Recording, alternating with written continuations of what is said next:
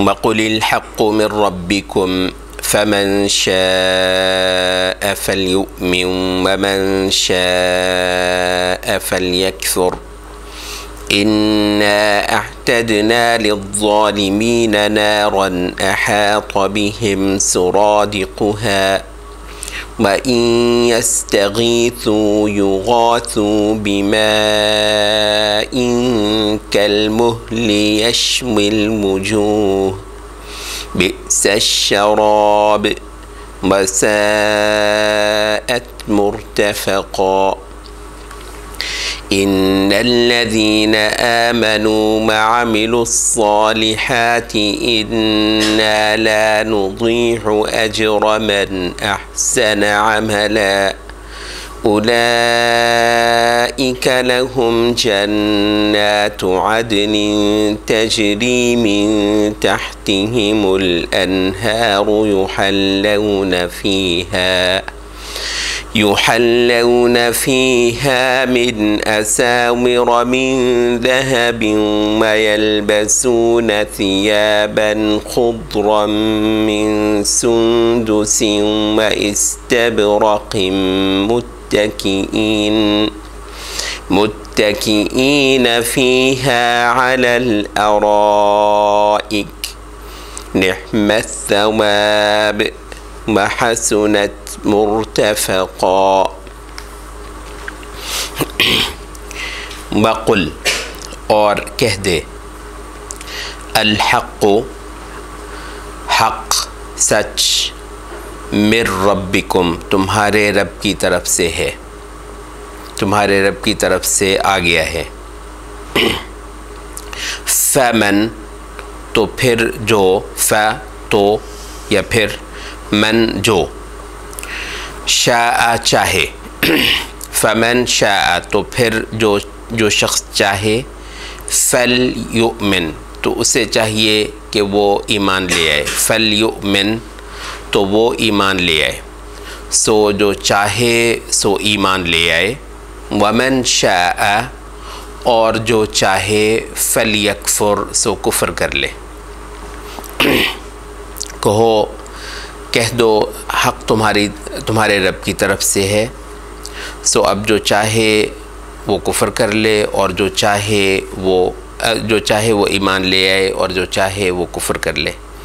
इन्ना यकीनन हमने, अअतदना तैयार कर रखा है, लिज़्ज़ालिमीना ज़ालिमों के लिए, नारन एक आग, अहाता बिहिम घेर लिया है इनको, अहाता घेर रखा है, घेर लिया है, बिहिम इनको, सुरादिक़ुहा उसकी क़नातों ने, उसके साइबानों ने, उसके क़नातों ने।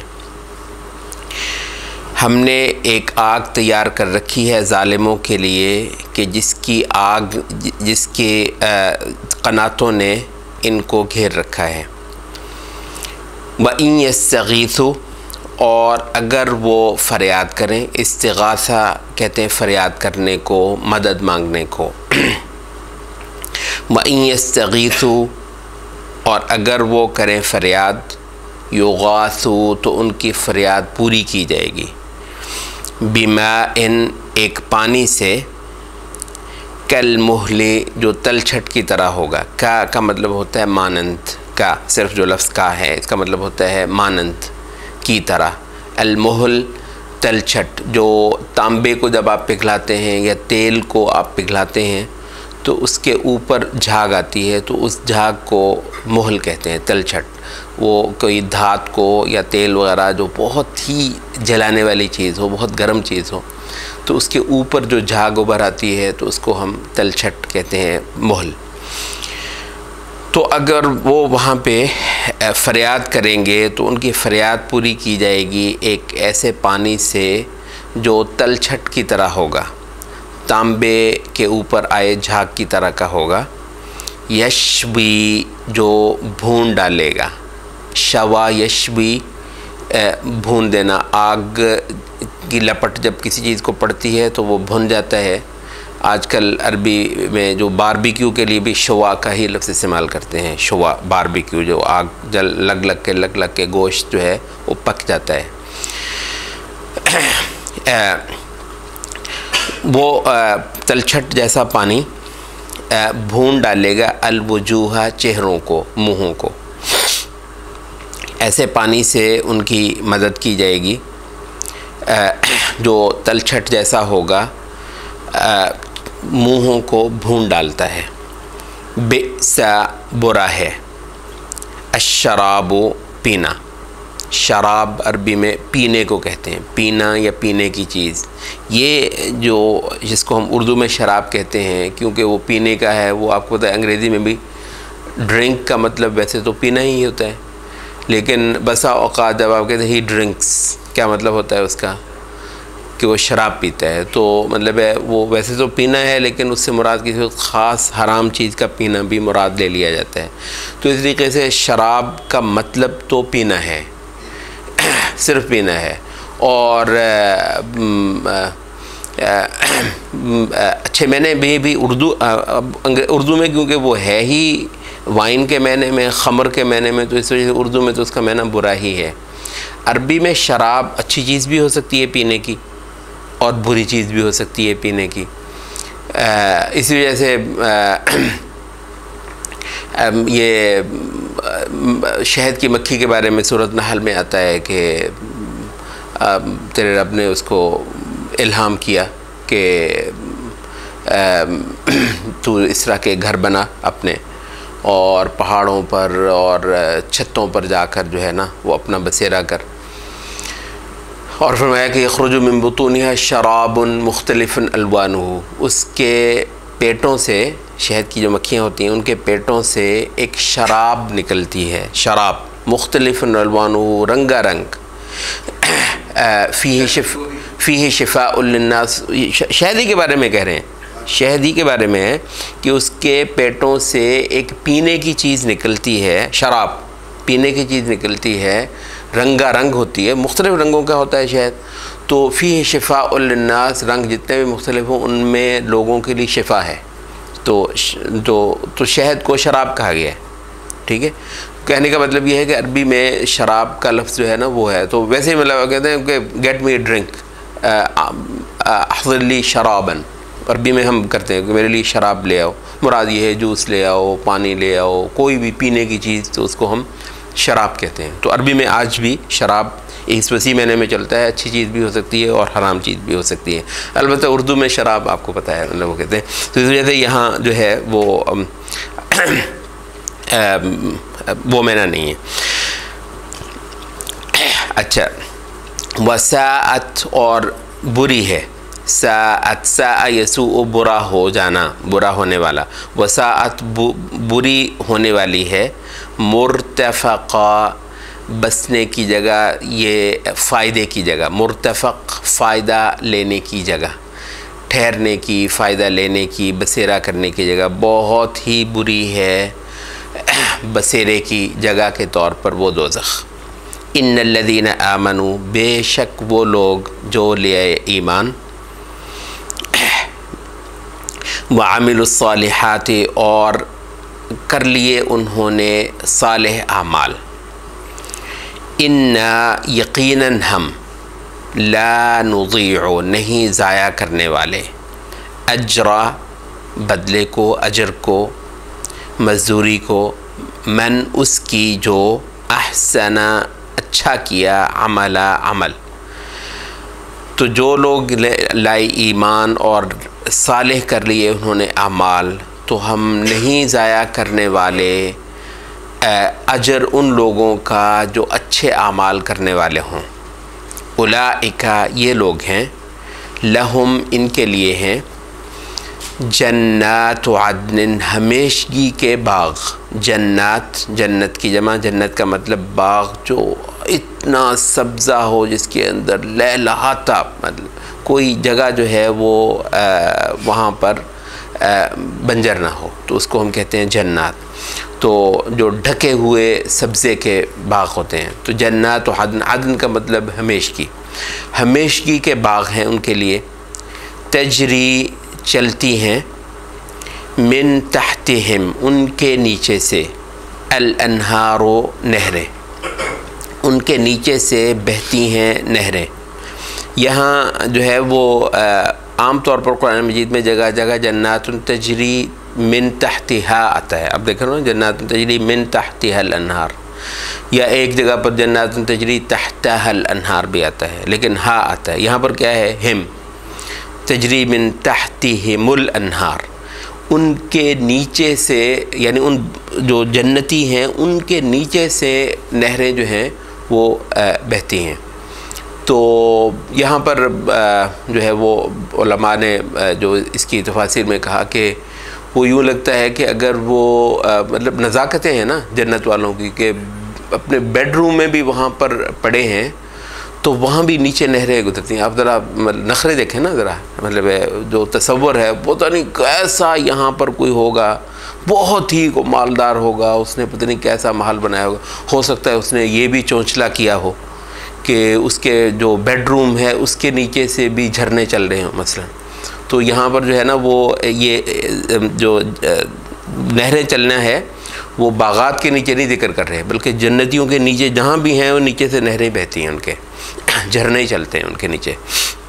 युहल्लौना पहनाए जाएंगे, युहल्लौना पहनाए जाएंगे वो लोग, उनको पहनाया जाएगा, फ़ीहा उन जन्नतों में, उन बागात में उनको पहनाए जाएंगे, मिन असाविरा कड़े, कंगन, असावर सिवार, ये जो आप ब्रेसलेट जिसे आप कहते हैं, तो ये बहुत ही मालदार लोग जो हैं वो पहनते हैं। मतलब औरतों में तो चलें बहुत ज़्यादा मालदार ना भी हों तो कुछ ना कुछ औरतें पहन लेती हैं, लेकिन पुराने ज़मानों में यही रहा है कि बहुत ही जो मालदार है तो वो मर्द भी जो है अपने हाथों में ब्रेसलेट पहनते हैं, तो जी है कंगन पहनते हैं, कंगन कड़े। तो युहल्लौना उनको पहनाए जाएंगे, यहाँ पर ये नहीं कहा कि वो पहनेंगे, नहीं, उनको पहनाए जाएंगे। इसमें ना एक एजाज़ है, मतलब जैसे ना कि किसी को तमगा पहनाया जाता है तो उनको पहनाए जाएंगे अल्लाह रब्बुल इज़्ज़त की तरफ से, मिन असाविरा कंगनों से, मिन दहब सोने के। यहाँ पर जो है मिन असाविर आया है, ये नहीं बताया कि कंगन, बल्कि कहा कंगनों से मुराद है किस्म किस्म कंगन, मतलब कोई एक रंग नहीं होगा उनका, कोई एक स्टाइल नहीं होगा, ऐसे ऐसे मुतनव्वे जो हैं वो उनके जेवर जो हैं, जो उनके हाथों के जेवर जो उनको पहनाए जाएंगे। तो मिन जो है वो उसमें एक तनव्वो बताता है कि बड़ा रंग जो है किस्म किस्म के कंगन और जेवर उनको पहनाए जाएंगे। मिन दहबिन सोने से, सोने के किस्म किस्म कंगन उनको पहनाए जाएंगे। वयलबसूना और वो पहनेंगे, उनका लिबास होगा वहाँ पर। वयलबसूना और उनका लिबास होगा वहाँ पर। सियाबन कपड़े, पहनावे, सियाब का मतलब पहनावा,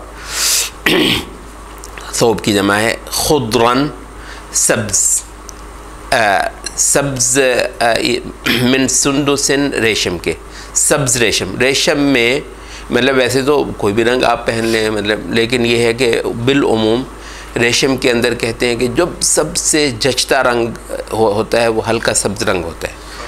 हल्का सब्ज़ रंग रेशम में सबसे ज़्यादा जचने वाला होता है। तो आपने वो देखा होगा ना, जब भी कहेंगे यार वो सुर्ख मखमल, आपने देखा होगा। अब मखमल का कोई भी रंग हो सकता है, मखमल पीला भी हो सकता है, मखमल काला भी हो सकता है, लेकिन ये है कि मखमल में एक ख़ास रंग जो है ना वो मशहूर हो गया है, वो जचता है। तो जब भी आप कहेंगे सुर्ख मखमल, कहते हैं नहीं ना, तो बस इस तरीके से है। वरना ये नहीं कि कोई जन्नत में कोई एक ही रंग है, तो उसका एक क्लाइमैक्स बता रहे हैं। खुद सियाबन खुद्रन, एक कपड़े होंगे सब्ज़ रेशम के, मिन सुंदुस रेशम से, व इस्तबरक, और इस सुंदुस कहते हैं बारीक रेशम को, बारीक सफ़ेद सब्ज़ रेशम। सुंदुस इस्तबरक भी रेशम ही है, लेकिन इस्तबरक मोटा रेशम होता है। तो आपको पता है ये सर्दियों वगैरह में भी बादशाह लोग जो है वो पहनते थे, लेकिन वो मोटा रेशम होता था। लेकिन ज़ाहिर है गर्मियों में जो है वो आप बोलते तो पतले रेशम का अपना एक हुस्न है, बहुत ही नफासत से वो तैयार किया जाता है। और जो मोटा रेशम होता है वो उसका अपना एक मज़ा होता है। तो फरमाया कि वो वहाँ पर पहनावे पहनेंगे बारीक सब्ज़ रेशम के और मोटे रेशम के। मुत्तकीईना, तकिया लगाए हुए होंगे। इत्तका, ये तकिया हमारा उर्दू में भी इसी से है। असल में तकिया का मतलब होता है टेक लगाना। मुत्तकीईना, टेक लगाए हुए होंगे। फ़ीहा, उन बागात के अंदर, वो आला, ऊपर, अल अराइक, तख्तों के। अरीका कहते हैं तख्त या कोई बहुत ही खूबसूरत मसहरी जो बैठने की जगह, तो उसको आप अरीका कहते हैं। मसहरियाँ या तख्त, तो उस पर वो तकिए लगाए होंगे वो मसहरियों पर या तख्तों के ऊपर उन बागात के अंदर। नेहमा, कमाल है। नेहमा, बड़े ही खूब है। नेहमा अस्सवाब व अजर, नेहमत सवाब, कमाल ही का अजर है, कमाल ही का बदला है। वह हसनत, और बड़ा ही अच्छा है, बड़ा ही हसीन है ये।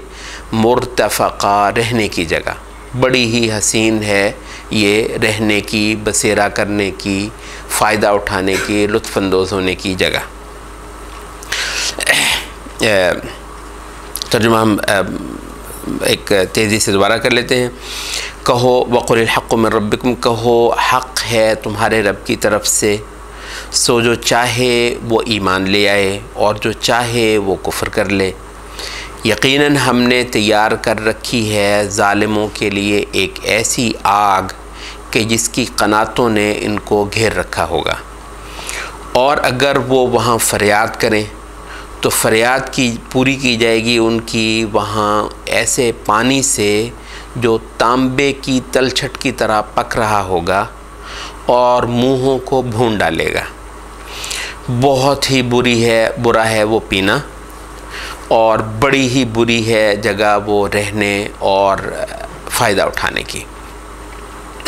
यकीनन वो लोग जो ले आए ईमान और कर लिए उन्होंने नेक आमाल, तो हम बिल्कुल ज़ाया नहीं करने वाले अजर और बदला उन लोगों का कि जो नेक आमाल में आमाल करने में लगे रहे थे।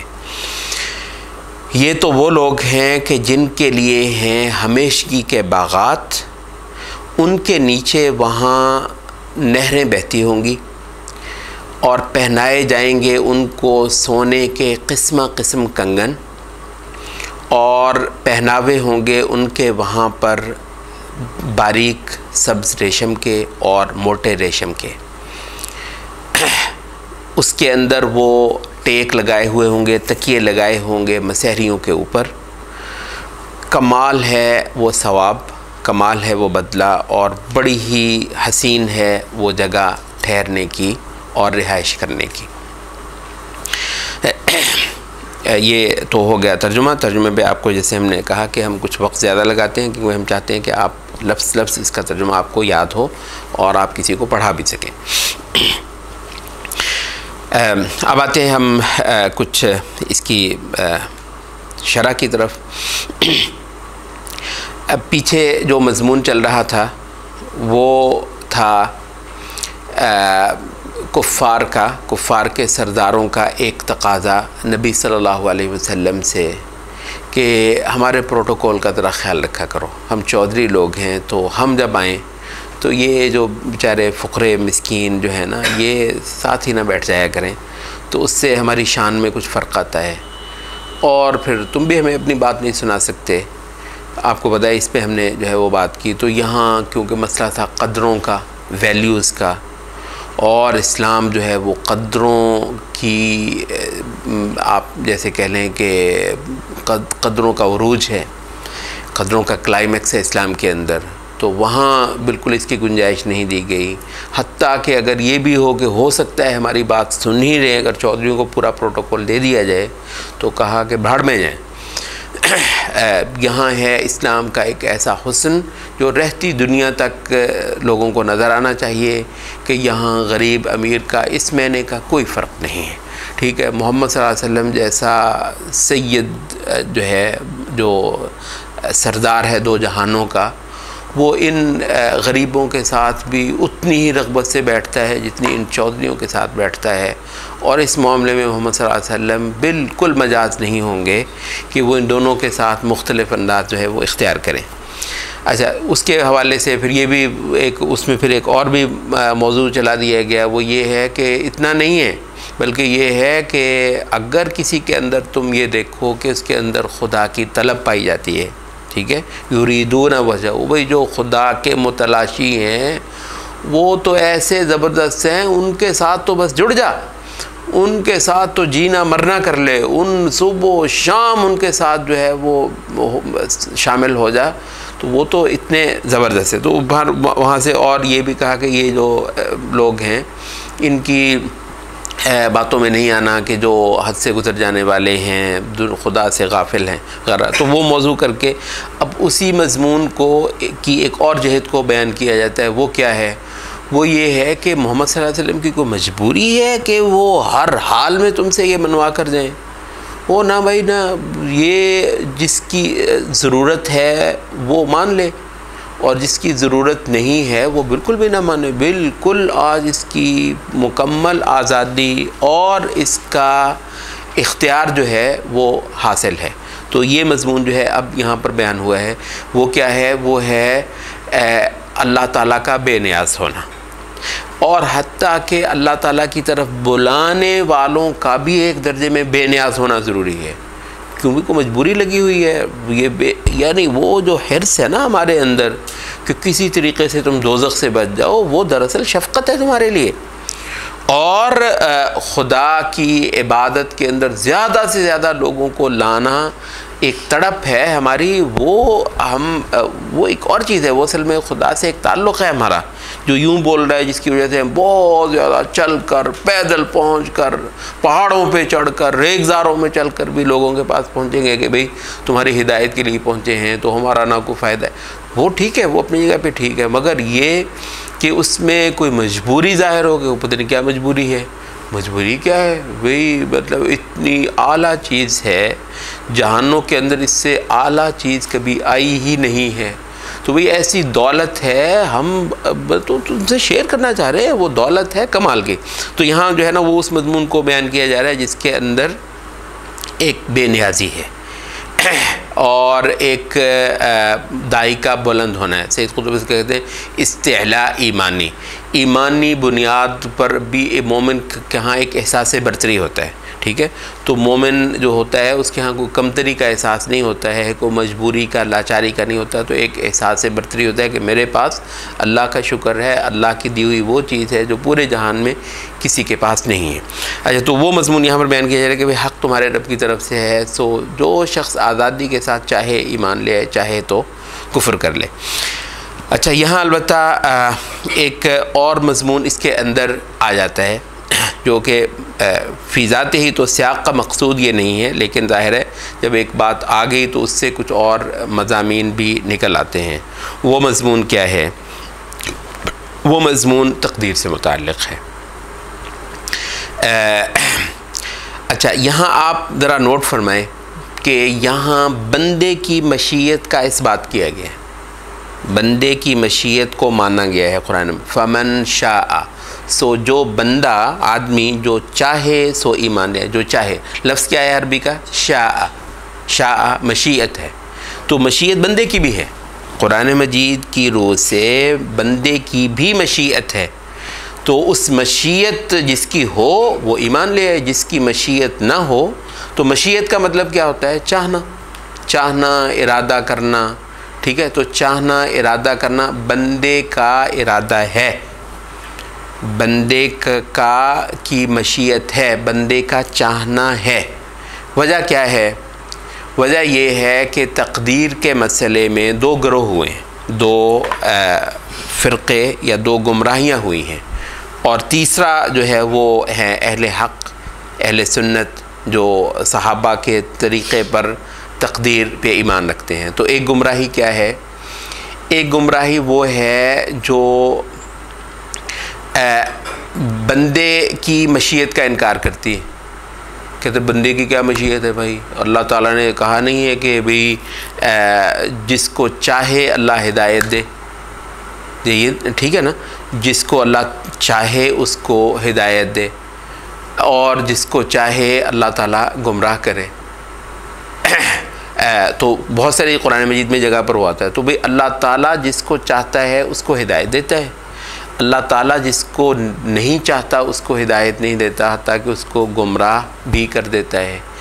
तो फिर मशीयत तो हुई अल्लाह ताला की, बंदे की तो कोई मशीयत नहीं है। तो ये बंदे की मशीयत नहीं है, फिर ये है कि मेरा तो कुछ था ही नहीं, तो मुझे अस्तग़फ़िरुल्लाह कुफ़र करवा दिया अल्लाह ताला ने और जाके दोज़ख में फेंक दिया, और दूसरे बंदे को ईमान दिलवा दिया और वो नमाज़ें पढ़ता रहा, और वो जाके जन्नात वादन तजरी मिन तहतिहिमुल अनहार, उसके लिए जन्नत के बागात हैं, मेरे लिए वो तलछट, वो जो मुँह को जो है भून देने वाला वो खौलता उबलता हुआ पानी है। तो ये मसला क्या था, शुरू कहाँ से हुआ, खुदा की मशीयत से। ला इलाहा इल्लल्लाह। तो मतलब हुआ कि इससे बड़ा जुल्म है कोई? तो बंदे की मशीयत का इनकार। अब ये तो है जी मशीयत खुदा की, मशीयत जनाब खुदा की, तो खुदा की एक गुमराही वो थी कि जिसने खुदा की मशीयत का इस्बात किया, बंदे की मशीयत का इनकार किया। इनको हम कहते हैं जबरिया। ये वो कहते हैं बंदे पर जबर होता है, ईमान भी जबर से ही लाता है बंदा, खुदाई जबर है, एक इनविजिबल सी कोई चीज़ है, बस खुदाई मशीयत होती है तो उससे बंदा मोमिन होता है। तो इस वजह से उनको हमने कहा कि ये जबरिया है। तो बंदे की मशीयत का इनकार ये गुमराही है, बंदे की मशीयत का इनकार ये गुमराही है, तो इसको हमने कहा कि ये जबरिया है। अच्छा, दूसरे आए, उन्होंने बंदे की मशीयत का इस्बात किया, अल्लाह की मशीयत का इनकार किया। कहने लगे भाई अगर अल्लाह की मशीयत को हम माने फिर तो जुल्म हो जाएगा ना, तो अल्लाह की मशीयत होती नहीं है।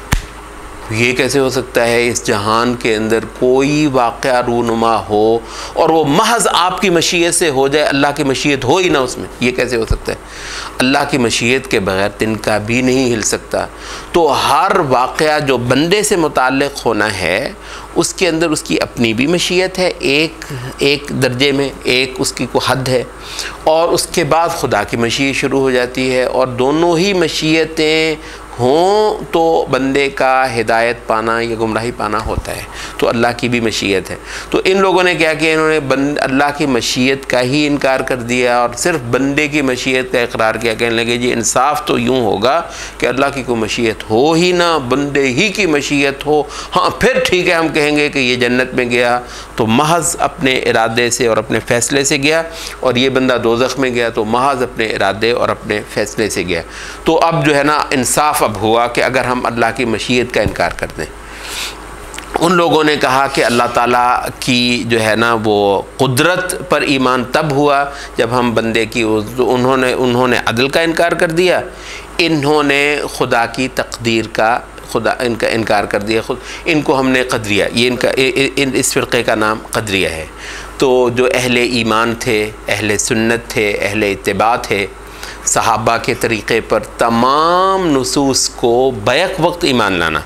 मतलब असल अहले सुन्नत का जो असल वस्फ़ है वो भला क्या है? वो कहते हैं कि अहले सुन्नत एक मौजू पर तमाम नुसूस को इकट्ठा रख कर उन पर इकट्ठा ईमान लाते हैं। इस वजह से अहले सुन्नत को अहले एतदाल भी कहा है। एतदाल कब होगा? जब तमाम जवानिब आपकी नज़र में हों और उन सब को इकट्ठा रख कर ही आप उन पर ईमान लाते हों।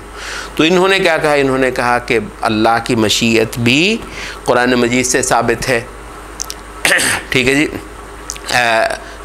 यहदी मन यशा व युदिल्लु मन यशा आता है कुरान मजीद में, नहीं आता? यहदी मन यशा व युदिल्लु मन यशा, जिसको चाहता है हिदायत देता है, जिसको चाहता है उसको गुमराह करता है। तो अल्लाह की मशीयत है।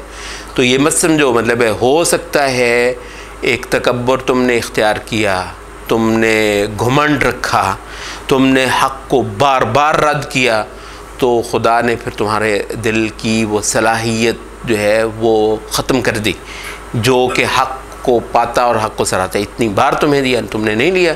जैसे बच्चे को आप बस बड़े प्यार से देते हैं, एक बार दो बार दी, फिर आप कहते जा भाड़ में जा, नहीं देता। तो अल्लाह ताला भी करता है। तो इस वजह से अल्लाह हिदायत दे तो कुल के लोग, बहुत सारों ने कहा कि कि हक़ को इनकार कर देना बाद में उसकी सलाहियत सल्ब हो जाती है, हक़ को सराहने से जो सलाहियत जो है वो सल्ब हो सकती है। तो इस वजह से अल्लाह ताला के कुछ उसूल हैं और अल्लाह ताला की भी जो मशीयत है वो बाकायदा उसके उसूल हैं। वो ऐसा नहीं है कि वो उसूलों को उसूल कायदे वगैरह है ही नहीं, बस ऐसे ही उसने अबू जहल को जो है मतलब किसी को अबू जहल बना दिया तो किसी को मोहम्मद सल्लल्लाहु अलैहि वसल्लम बना दिया, किसी को इब्राहीम और नूह ठीक है और मूसा और ईसा और इस तरह के जो है ना साले नफूस बना दिया। नहीं, अल्लाहु अअलम हैसु यजअलु रिसाला, अल्लाह को खूब मालूम है कि वो अपनी रिसालत कहाँ पर रखे, अल्लाह को खूब मालूम है कि वो किसको हिदायत दे। और तो अल्लाह ताला की भी जो मशीयत है उसके अंदर भी हिकमत, दानाई, इल्म वो बाकायदा शामिल है। तो मशीयत को अस्तग़फिरुल्लाह अंधी मशीयत नहीं है अल्लाह ताला की, वो भी दानाई पर और ऐसे इल्म पर कायम है जो हम हासिल कर ही नहीं सकते। तो इस वजह से जब खुदा की मशीयत हम कहते हैं तो उसके साथ दानाई, इल्म, हिकमत ठीक है वो सारे को सारा शामिल होता है, तो हम उसको भी मानते हैं। तो अहले सुन्नत का कायदा क्या है, वो ये है कि अल्लाह की भी मशीयत है ठीक है, जो कि इल्म और दानाई पर कायम है, वो जिसका हमें पता भी नहीं होता है जो उसके फ़ैसले होते हैं कैसे ज़बरदस्त होते हैं। और लेकिन बंदे की भी मशीयत है ठीक है। तो ये कहना कि बंदे की कोई मशीयत नहीं है, और जब हम कहते हैं कि बंदे की मशीयत है तो वो एक हकीकी मशीयत है। कुरान में जो कहता है वो हकीकी बात होती है, वो जी मजाजी कोई मजाजी नहीं है। कुरान मजीद जो कहता है हकीकत होती है, वो ऐसे को मजाजी नहीं होती है। तो वो कुरान मजीद के वो मकामात जहाँ पर बंदे की मशीयत का इस बात किया गया है उनमें से एक मकाम ये है, जैसे हमने कहा कि मौजू तो ये नहीं है, मौजू तो असल में वो इस्तिग़ना आता है कि भाई मतलब तुम्हारा काम है बता देना, कहो कि ये है तो रहा हक़, ये तुम्हें खुदा की तरफ से है, इसकी मैं गारंटी देता हूँ, उसके बाद तुम्हारी मर्ज़ी। तो मर्ज़ी जो है उसका इस बात किया गया है। तो इस वजह से यहाँ से तकदीर का एक बहुत बड़ा जो पहलू है वो इंशाअल्लाह अज़ीज़ आपके लिए साबित हो जाता है, और तकदीर पर ईमान आपका मुकम्मल हो जाता है जब आप इस जानिब को भी समझ लेते हैं साथ। तो बंदे की मर्ज़ी, चाहत, मशीयत ये है। अब देखिए ये जो है जो आपकी जो मर्ज़ी है, जन्नत आपको बस इस मर्ज़ी ही को खुदा पर क़ुरबान कर देने का अजर है। मतलब जन्नत वैसे आपके किसी अमल का सिला नहीं है, क्या कर लेंगे आपके मतलब उसके लिए जन्नत व अदन हमेशगी के बागात, हद्दो हिसाब नहीं है, चौड़ाई उसकी जितनी आसमानों और ज़मीन की चौड़ाई हो, और मज़े वो जिसका तसव्वुर तक ना हो। कौन सा अमल आप कर सकते हैं, कौन सा अमल आप कर सकते हैं कि जैसे आप कहें कि इसका मुआवजा जन्नत बनती है। जन्नत किसी अमल का मुआवजा नहीं है। तो जन्नत किस चीज़ का सिला है, जन्नत महज अपनी मर्ज़ी को खुदा की मर्ज़ी पे क़ुरबान कर देने का सिला। बस एक चीज़ है जो बंदा कर सकता है और उससे वो हमेशगी ख़रीद सकता है। हमेशगी जहाँ मौत नहीं है, जहाँ फ़ना नहीं है, आप बस तसव्वुर करने का है एक जहान जिसमें फ़ना नहीं, वो पाने वाले पा गए सिर्फ़ किसी एक बात पर कि अपनी मर्ज़ी को खुदा की मर्ज़ी पे क़ुरबान कर दी।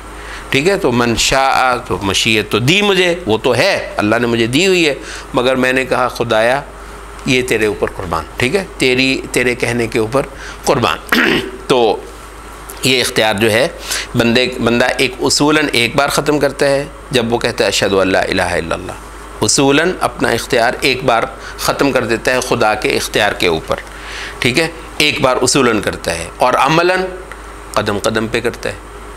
उसूलन एक बार करता है और अमलन कदम कदम पे करता है। रोज़ाना ही जब आप फजर को उठते हैं तो क्या करते हैं, अपनी मर्ज़ी को खुदा के मर्ज़ी। तो वैसे अगर आप पूछा जाए मज़ा आ रहा है सोने में, बड़ा मज़ा आ रहा है, तो फिर उठ क्यों रहे हो, कहता है मेरी मर्ज़ी थोड़ी है। सुभान, इसका नाम ईमान है। ठीक है, ये बस ये जो अदा है ये है असल में खुदा को खुश करने की बात, ये है असल में इबादत, असल में ये है। और आपको पता है इबादत को मैंने भी किया है। इबादत का मतलब मेरी मर्ज़ी नहीं, इबादत का मतलब मेरे अंदर किसी और की मर्ज़ी चले, तो ये जो है इबादत है। तो इबादत की जो रूह है वो यही है कि पल पल पर आदमी अपने इख्तियार को ख़त्म करे और ख़ुदा के इख्तियार को मानता चला जाए। तो जहाँ जाए तो अमलन आपको ये पूरी ज़िंदगी करना है, अलबत्ता उसूलन आपको एक बार ये रास्ता इख्तियार करना है। अच्छा, कैसा ज़बरदस्त फ़ैसला है ये, कैसा ज़बरदस्त ये एक वो लम्हा था जिस लम्हे आपने कह दिया अशहदु अल्ला इलाहा इल्लल्लाह। जैसा आपने कह दिया मैं ईमान ले आया अल्लाह पर, उसके फ़रिश्तों पर, उसकी किताबों पर, उसके रसूलों पर, उसके जो है वो यौम आखिरत पर वगैरह। कैसा ज़बरदस्त लम्हा था वो यहाँ पर ये बताया जा रहा है कि इतना बड़ा फ़ैसला है जो ये इंसान करता है। मर्ज़ी तो हमने बता दी, मर्ज़ी तो मान ली इसकी कि इसकी भी एक मर्ज़ी है, मशीयत इसकी भी है ऐसा, लेकिन ये मशीयत ऐसी है, आपको पता है ये वो बात है जिससे पहाड़ लर्ज़ गए थे, ये वो बात है जिससे आसमान लर्ज़ गए थे, कहने का खुदाया ये हमसे नहीं होता कि हमें इख्तियार हो जिसके नतीजे में हमें अज़ाब भी हो सकता हो और हमें सवाब भी हो सकता है, ये हम ना करें। हमें तो खुदाया मजबूर महज़ रख अपने इरादे का, मजबूर महज़ रख अपने इरादे का, हमारा कोई इख्तियार ही ना हो। तो बंदे पे ये पेश किया गया, इंसान पे अल्लाह ताला ने कहा कि इंसान का पता नहीं क्या शामत थी, इंसान ने कहा मैं कर लेता हूँ, ये फंस गया। तो अब फंसा हुआ है ये इंसान। तो क्या कि इतना ज़बरदस्त फ़ैसला है कि जिसने कर लिया कुफ़र का रास्ता इख्तियार कर लिया हुआ, उनके लिए हमने बाकायदा तैयार की हुई है आग। यहाँ से जो है ना, इन्ना अहतदना, हमने तैयार कर रखी हुई है ये, और इस तरह की बेशुमार और भी नुसूस हैं कुरान मजीद की भी और सुन्नत की भी, जिसकी बिना पे अहले सुन्नत का एतक़ाद ये है कि जन्नत और दोज़ख ऑलरेडी पैदा हुई हैं। मतलब वैसे तो कहने को, मतलब बाज़ फ़िरक़ों ने कहा कि मतलब ये क्या बात हुई, एनर्जी वेस्ट होती है इतनी देरी, ओ इतना दोज़ख जल जल के अभी किसी ने जाना थोड़ी है, तो एनर्जी वेस्टेज जो है तो ये जब भी जाएंगे उस वक्त मतलब कौन सी देर लगती है अल्लाह ताला को, फौरी तौर पे दोज़ख पैदा कर दी जाएगी। तो दोज़ख जो है पैदा नहीं हुई। तो अलबत्ता बेशुमार नुसूस ऐसी हैं जिनकी बुनियाद पर अहले सुन्नत का एतक़ाद ये है कि जन्नत और दोज़ख ऑलरेडी मौजूद हैं, पैदा की हुई हैं, ठीक है। तो हमने पहले से दोज़ख बाकायदा भड़का कर रखी हुई है, उनको ऐसा उसके अंदर हमने ईंधन डाला हुआ है कि वो हौलनाक हुई पड़ी है। क्योंकि मतलब जाना तो जिन बदबख्तों ने जाना है, अलबत्ता देखते फ़रिश्ते भी हैं, फ़रिश्ते उस दोज़ख को देख कर खुदा की ताज़ीम करते हैं। मतलब खुदा, आपको पता है खुदा की पकड़ और खुदा का गज़ब जो है उसका एक मज़हर है दोज़ख। तो फ़रिश्ते भी, आपको पता है अंबिया में से भी बहुत सारों को अल्लाह ताला ने दोज़ख दिखाई है, जिनकी वजह से उनका ईमान बढ़ता है। तो जब एक चीज़ है तो उसको देखते हैं। तो इस वजह से ये है कि बाकायदा एक चीज़ मौजूद है, उसकी जो कनातें हैं वो उनको घेरे हुए होंगी।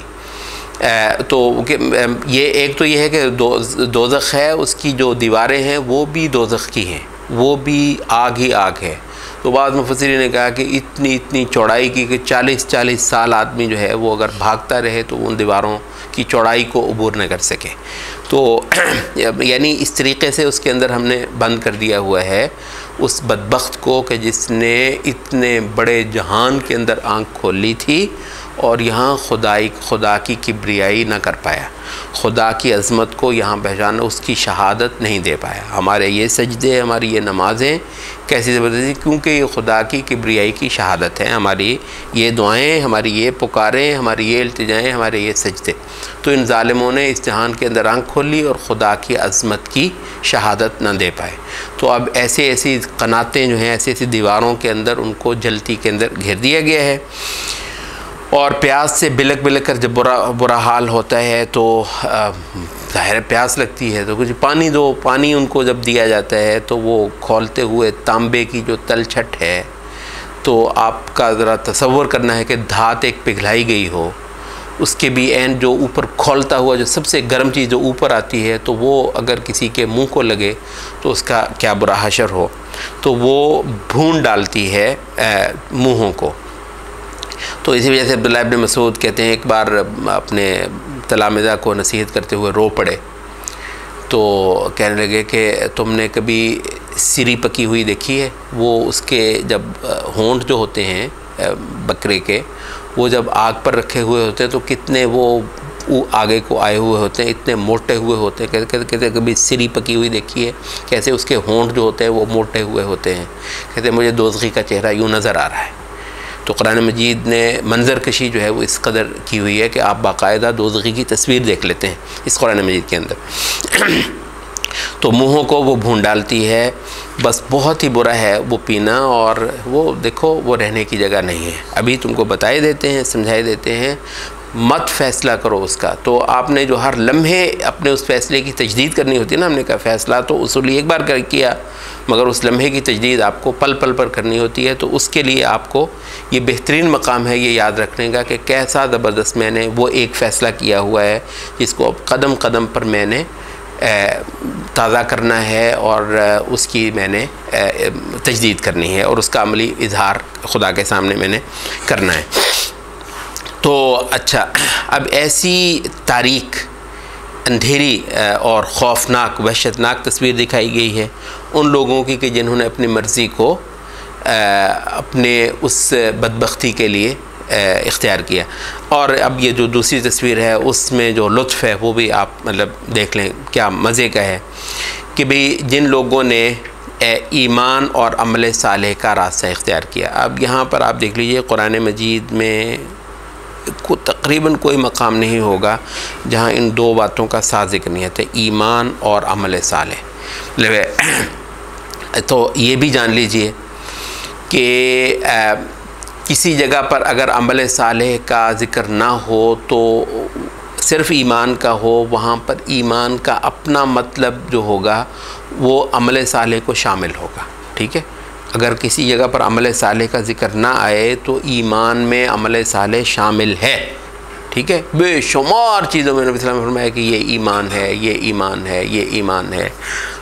अंसार की मोहब्बत ईमान है, रसूलुल्लाह सल्लल्लाहु अलैहि वसल्लम की मोहब्बत जो है वो ईमान है, नमाज ईमान है। ओ मा कान अल्लाहु लियुज़िअ ईमानकुम, वो जो अल्लाह ताला ने फरमाया कि तुम्हारे ईमान को ज़ाया नहीं करेगा जब क़िबला तब्दील हुआ। वो यहाँ तफसीर मुफस्सिरीन ने क्या कहा कि तुम्हारा ईमान ज़ाया नहीं करेगा, मुराद है तुम्हारी नमाज़ें ज़ाया नहीं करेगा। नमाज को ईमान कहा गया, तो नमाज जो है वो ईमान है। अच्छा, इसी तरीक़े से इंसान का खुदा के रास्ते में निकलना, जिहाद जो है ये ईमान है, क्योंकि दरअसल ये इजहार है उस बात का जो उसने खुदा के मामले में इख्तियार किया। तो इस वजह से आमाल जो हैं वो ईमान ही, अहले सुन्नत कहते हैं आमाल ईमान ही का हिस्सा है। लेकिन बार बार फिर अमल साले को अलग से क्यों बयान किया?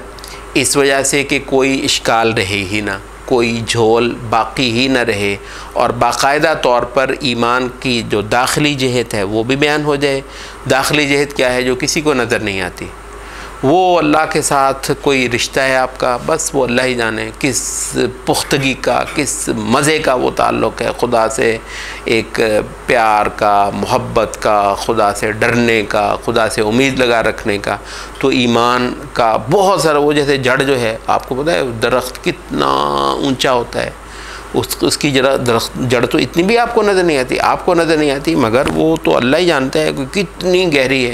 लेकिन उमूमन क्या होता है? उमूमन ये होता है कि जितना ऊपर दरख्त का फैलाव होगा उतनी ही गहरी जड़ें होंगी।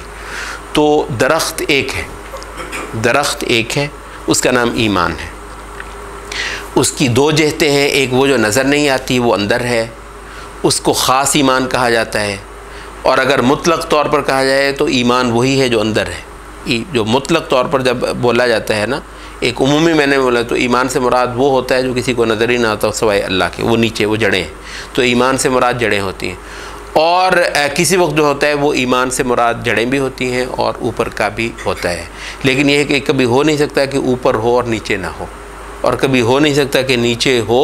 नीचे तो जो ईमान ही ईमान है, ऊपर अमल जो है बिल्कुल टुंड मुंड, कुछ उसके ऊपर जो है ना वो बरगुबार ना हो, ये हो ही नहीं सकता। ईमान हो तो भाई पल पल पर खुदा की तरफ को रुख होता है इंसान का, पल पल पर खुदा की ताज़ीम और इबादत के अमली मुजाहरे होते हैं। तो क्योंकि ईमान एक सच्ची चीज़ है। अच्छा, तो ये है जो पैकेज है वो यहाँ पर बताया गया है। ठीक है, पीछे सिर्फ ईमान का जिक्र किया था, आपको पता है, फमन शाअ फलयुमिन, वहाँ पर क्या है? वो कुल्ली ईमान की बात की है, फमन शाअ फलयुमिन, उसमें अमल उसके अंदर जो है ना वो मौजूद है, ठीक है, लेकिन वो पूरा मुकम्मल बयान यहाँ पर क्या है, यहाँ पर पूरा पैकेज जो है ना तफसील के साथ बयान हो गया है। आमनु व आमिलुस्सालिहात, जिनके ने नीचे भी रखा, अंदर भी उनके अंदर जो है ना ईमान है और बाहर भी उनके ईमान है, ठीक है। तो ईमान और अमल साले जिन लोगों ने किया, तो फिर इस चीज़, यही तो चीज़ थी जो हमें मतलूब थी इस इंसान से। तो अब ये कैसे हो सकता है कि ऐसे खुशकिस्मत इंसान का अजर हम कभी भी ज़ाया जाने दें। तो मतलब होता क्या है कि आप बड़े सालों तक आप ईमान और अमल साले करते आए, बज़ाहिर तो कुछ मिला तो नहीं ना, आपको कुछ भी नहीं मिला। और बज़ाहिर क्या होता है, देखिए ये यहाँ पर ख़ास क्यों ये बात की गई है कि ला नुज़ीउ अजर मन अहसन, उनका हम अमल कभी ज़ाया नहीं करने वाले। वजह क्या है? वजह ये है कि बज़ाहिर बहुत से मकामात पर जो ईमान और अमल साले का जो रास्ता इख्तियार नहीं कर रहा, वो मौज कर रहा होता है। नज़र आ रहा, वो तो मौज कर रहा है, मैंने सूद से जो है वो परहेज़ किया, पता नहीं कुटिया सी मैं रखी, वो किराए के मकान में मैं रहा, और जनाब वो उसने कहा कौन सा खुदा और कौन सा जज़ा और कौन सा अज़ाब, तो उसने जनाब वो सूद उसने किया, उसने महल्लात बना लिए मसलन, और हरामकारी, रिश्वत खोरी, फ़लाँ फ़लाँ उसने किया, मैंने नहीं किया। अच्छा, इसके अलावा और बहुत सारे जो मज़े हैं, वो मतलब हराम तरीक़ों से बहरहाल अल्लाह ताला ने रखे हुए, तो वो आजमाइश थी, असल में तो वो पैकेज था। अगर मज़े हो ही ना कुफ़र के अंदर, क्यों करेंगे भाई? अगर कोई मज़े हो ही ना कुफ़र में, आराम, कोई ख़ास आसूदगी हराम में हो ही ना, तो फिर क्या आजमाइश? तो आजमाइश तो होनी ही इसलिए चाहिए कि कुछ मज़ा आए हराम करने में, और कुछ जो है वो दुख, अलम, तकलीफ़ जो आदमी को महसूस हो ईमान का कोई अमल करने में, तो जन्नत तो फिर उसी चीज़ का होना चाहिए। तो इस वजह से, क्योंकि इस आजमाइश की तबीयत ये थी कि वक्ती तौर पर आप जो हैं एक लूज़र महसूस हों, वक्ती तौर पर आप लूज़र, आपसे जा रहा है, आपको मिल तो कुछ रहा ही नहीं है। ओ भाई कब से नमाज़ें पढ़ रहे हो जी? 20 साल से नमाज़ें पढ़ रहे हो, तो कुछ मिला ना, ये अभी तो यही बुरे हाल हैं जनाब, मतलब ना कपड़े काम के हैं ना वो काम का है, तो नमाज़ें पढ़ रहे हो, तो भाई वो जो अजर है वो यहाँ पर आ जाना है। तो इस वजह से जो है ना वो ईमान और अमल साले के साथ यहाँ पर जिस बात का जिक्र किया वो ये है कि अजर हम ज़ाया नहीं करने वाले, इसका बहुत ज़्यादा। अब देखें, कहते हैं कि जिसकी निगाह जो है अजर पर लगी पड़ी हो, अमल उसके लिए मुश्किल नहीं रहता। ये इब्न क़य्यिम ने बहुत खूबसूरत नुक्ता जो है वो बयान किया है। वो कहते हैं जिसकी नज़र जो है वो बादशाह के उस पे हो ना, जो उसने रखा हुआ है सोना चांदी आपके लिए, तो बादशाह की तरफ को चलना जो है ना उस बंदे के लिए मुश्किल नहीं है। चलना मुश्किल किसके लिए है? पता नहीं, मिलना भी है, नहीं मिलना है, लगे हुए हैं चलने, वो चलना तो बहुत मतलब तकलीफ़ दे है ना। अच्छा, वो चलना तो आप जो ना बड़ी बड़ी मुश्किल घाटियाँ चढ़ते जा रहे हैं, आपको पूरा ख़जाना पड़ा है, ख़जाना किसी चीज़ जगह पर पड़ा है, तो अलबत्ता जितनी भी मुश्किल घाटियाँ हों, आपने देखा नहीं है ये बाज़ जो एडवेंचरिस्ट होते हैं, मतलब वो बड़ी खुशी जो है वो, अभी क्या मुसीबत पड़ी हुई, तुम घाटियाँ चढ़े जा रहे हो, कहते घाटी चढ़ने पे मत तवज्जो करो, इन घाटियों से चढ़ कर पहुँचने में तुम्हें बस उसका अंदाज़ा नहीं है। बस ये वो बात है जो यहाँ पर की जा रही है। तो वो उस बात का यकीन होना जो है ना, अजर पाने का यकीन होना तमाम अमल को बहुत ही खुशगवार कर देता है। ये फिर मज़े आते हैं उनको, मतलब इन लोगों को रातों को उठने में, इन लोगों को रोज़ों की तपश और प्यास सहने में, इन लोगों को जिहाद के अंदर जो है वो गर्द आलूद होने में और घाटियाँ पहाड़ियाँ चढ़ने में, मतलब है हत्ता के अपनी गर्दन तक खुदा के रास्ते में कटवा देने, मज़ा आता है इनको। मज़ा किस चीज़ का आता है? मज़ा इस चीज़ का कि इनकी नज़र उस पर है, वो जो खुदा के भाव कहते हैं मिलना ही तब है जब घाटी चढ़ेंगे, नहीं तो वो मिलना नहीं है। तो घाटी तो चढ़ने में मज़े ही मज़े हैं, तो उनका सारा सफ़र खुशगवार हो जाता है। तो ये इब्न क़य्यिम कहते हैं कि जिसकी नज़र रही ना खुदा के अजर पर, खुदा की देन पर, उसका सारा सफ़र आसान और खुशगवार हो जाता है। तो इस वजह से कहते हैं जब भी तुम्हें किसी वक्त जो है वो ईमान के अमाल करना मुश्किल नज़र आए, बस गौर इस बात पे कर लो कि मेरे परवरदिगार के पास है क्या क्या कुछ मेरे लिए। अच्छा, तो जिन लोगों ने नेक अमाल किए उनका अजर हम बस यकीन रख लो कि ज़ाया नहीं करने वाले।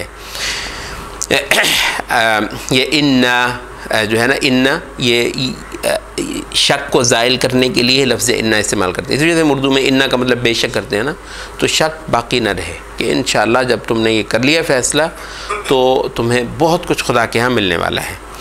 तो क्या है, बस उसकी तस्वीर थोड़ी सी अब अगली आयत के अंदर दिखा दी कि ये वो लोग हैं जिनके लिए बहिश्त है, बागात हैं हमेशगी के। मतलब बागात ख़ुद ही इतनी मज़ेदार हैं, मतलब आपको पता है कि आप जो है ये मरी साइड पर या उधर जो है वो सवात या किधर मतलब 2 दिन के लिए जाते हैं। कभी गौर किया आपने? आपको पता है तीसरे दिन उसी लाहौर की गर्मी में जो है ना आपने आ जाना है। 2 दिन के लिए जाते हैं। क्या मतलब 2 दिन के लिए? तो 2 बागात हो ना, बागात सब्ज़ा ही सब्ज़ा, मज़े की जगह। 2 दिन भी बड़े मज़े की होती है। अच्छा, तो एक तो जो लुत्फ़ है वो बाग का है अपना। अच्छा, फिर जो उसका जो फिर असर है वो है जन्नत व अदन, वो अगर हमेशगी के भी हों वो तो फिर तो लुत्फ़ है। क्योंकि असल ये है कि जब आप बड़ी खूबसूरती की जगह पर गए, जो भी आपका हो, तो जब आप वहाँ से चले ख़त्म जी, जब आप वहाँ से चले तो मतलब है कि ख़त्म। इसी वजह से वो बाज़ उलमा ने कहा कि ये जो बादशाह होते हैं या बहुत अमीर कबीर और बहुत दौलतमंद और बहुत नेमतों में जो पले होते हैं, वो कहते हैं उनके लिए मरना बहुत मुश्किल है। मतलब जो गरीब है उसकी तो ज़िंदगी खासी मुश्किल है ना, उसको तो वो छोड़ना कोई इतना मुश्किल नहीं। जो इतने मज़े में हो उसके लिए दुनिया छोड़ना बहुत रूह फरसा वाक़या है। तो ये जो खाते पीते लोग होते हैं, इनका दुनिया ख़त्म होना, सब कुछ इनका ख़त्म होना है।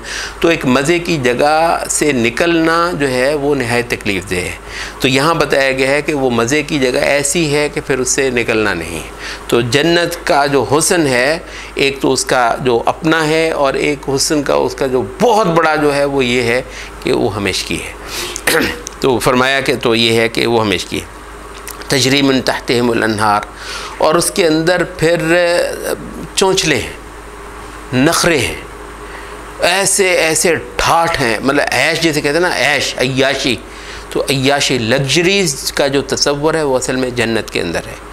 तो लग्जरी किसे आप कहते हैं? लग्जरी का मतलब है कि जो ज़रूरत से बढ़कर हो। लग्जरी का, तायुश का जो मतलब होता है वो ये होता है कि जो ज़रूरत क्या है? ज़रूरत ये है कि एक जोड़ा हो आपका। क्या ये ज़रूरी है कि वो रेशम का हो? क्या वो ज़रूरी है कि ऐसा ज़बरदस्त हो, मतलब गुजारा हो गया, रोटी जो पेट भर दे, ये ज़रूरत की है।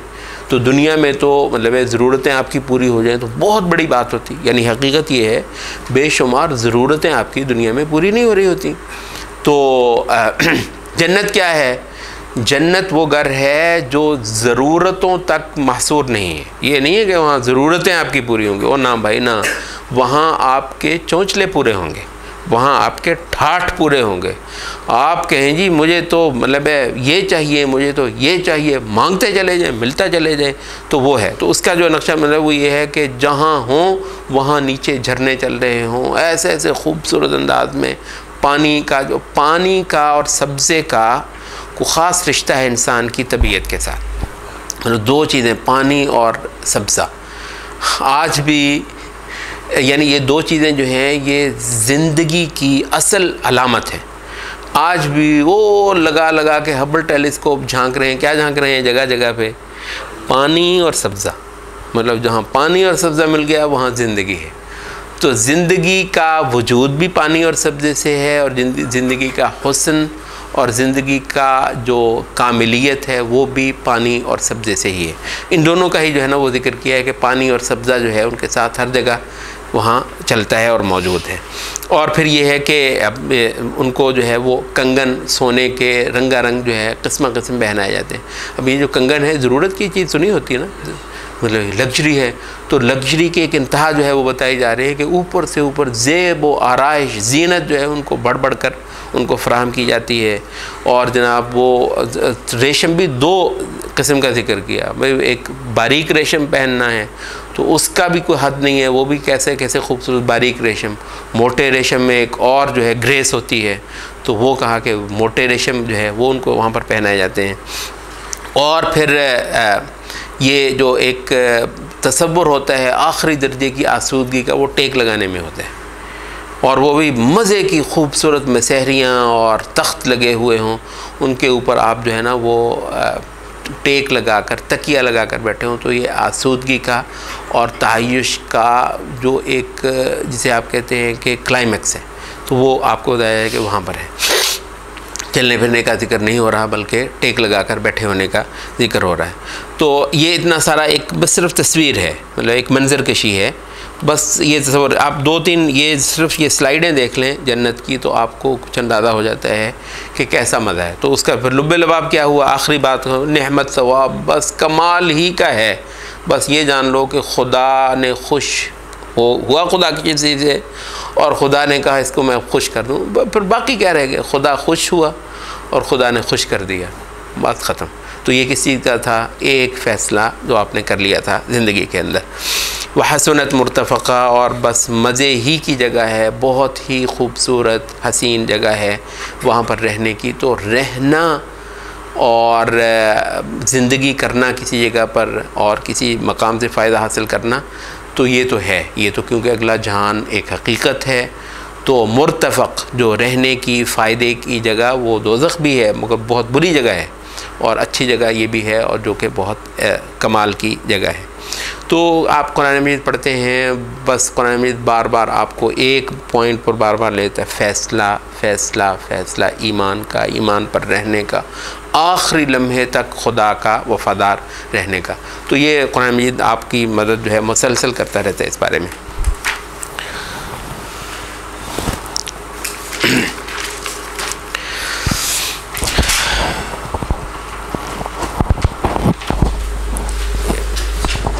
आप बंद कर लेते हैं, कर लें फिर।